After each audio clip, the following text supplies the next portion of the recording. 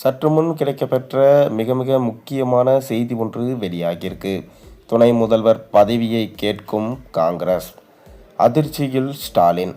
சட்டசபை தேர்தலுக்கு இன்னும் 2 மாதங்கள் மட்டுமே இருக்கும் நிலையில் தமிழக அரசியலில் கூட்டணி கணக்குகள் மீண்டும் சூடு பிடிச்சிருக்காங்க.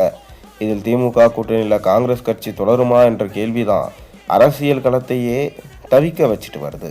இப்படிப்பட்ட சூழல்ல இன்றைய தினம் தமிழகம் ராகுல் காந்தியிடம் கூட்டணி குறித்து ஆலோசிக்கப்பட உள்ளதா தெரிகிறது. அப்படியானால் தமிழக காங்கிரஸ் என்ன முடிவெடுக்க போகிறது? திமுகவிடமிருந்து காங்கிரஸ் 38 தொகுதிகளை மட்டுமல்ல, ஆட்சியில் பங்காக 3 அமைச்சரவை பதவிகளையும் திமுகவிடம் கோரி வருகிறது. மேலும் துணை முதல்வர் பதவியும் அவர்களுக்கு வேண்டும் என சொல்லி வருகிறார்கள். கூட்டணியை இன்னும் இழுபறியிலே வச்சிருக்காங்க.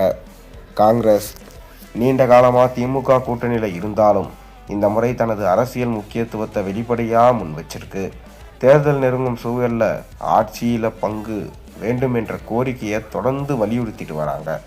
ஆனால் திமுக தரப்புல இந்த கோரிக்கைக்கு தெளிவான ஆதாரம் இல்லை. கூட்டணி ஆட்சி கிடையாது என்பதில் முதல்வர் மு.க. ஸ்டாலின் உறுதியாக இருப்பதா மூத்த அமைச்சர் பெரியசாமி 2 நாட்களுக்கு முன்பு தெரிவித்தாங்க. அரசியல் வட்டாரங்களில் இது ரொம்பவே கவனம் பெற்றது. ஆனால் அதற்கு பதிலளித்த தமிழக காங்கிரஸ் தலைவர் செல்வ பெருந்தகை, இது அமைச்சரின் தனிப்பட்ட கருத்து. ஆட்சியில் பங்கு குறித்து இறுதி முடிவு வரை முதல்வர் ஸ்டாலின், காங்கிரஸ் தலைவர் மல்லிகார்ஜுனா கார்கே, ராகுல் காந்தி இணைந்து எடுப்பார்கள் என்று கூறினார். இதனால் கூட்டணி பேச்சுவார்த்தைக்கே இன்னும் முடிவு வரவில்லை என வெளிப்படையாக தெரிகிறது.